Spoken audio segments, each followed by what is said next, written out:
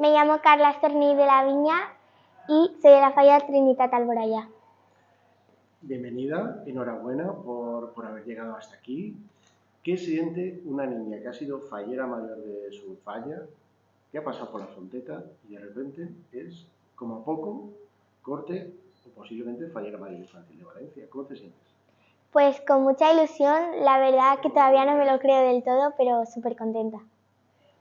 Y si llegara el día 10 y sonara tu teléfono y es la alcaldesa diciendo que eres fallera mayor infantil de Valencia, ¿qué sentirías? ¿Cómo estarías? Cuéntanos. Pues no me lo podría creer, tendría que dejar unos días, pero súper contenta y súper emocionada.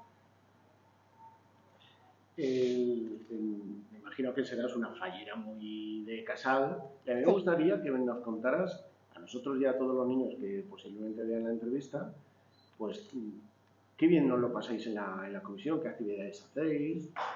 Cuéntame. Pues hacemos concursos, tiramos petardos, hacemos bailes, juegos, hacemos muchísimas cosas. Y si fueras fallera mayor infantil de Valencia, ¿qué es el acto que más te apetece disfrutar, sin contar fallas? Pues me encantaría la presentación y también la ofrenda. Como fallera mayor infantil de Valencia, vas a tener que representar a todos los falleros infantiles de toda la ciudad. Y a mí me gustaría ¿qué les dirías en ese momento de la crida cuando te veas ahí en las Torres de Serrano? ¿Qué es lo que te vendría ahora mismo a la mente para decirles? Pues que ya estén en Falles, que ya está la mejor fiesta de todo el mundo en camino. Y si ahora fueras artista fallera, ¿sobre qué harías una falla? Pues sobre los virus, que nosotros podemos combatirlos. Ah, qué interesante, qué chulo, muy bien.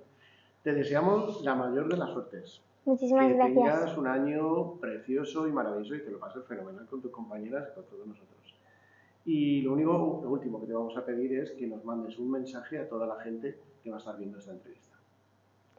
Pues muchas gracias al jurado por haberme dado esta oportunidad, a mi familia por siempre apoyarme y a mi comisión por siempre estar ahí cuando lo necesite. Pues muchas gracias y que tengas mucha suerte. Gracias.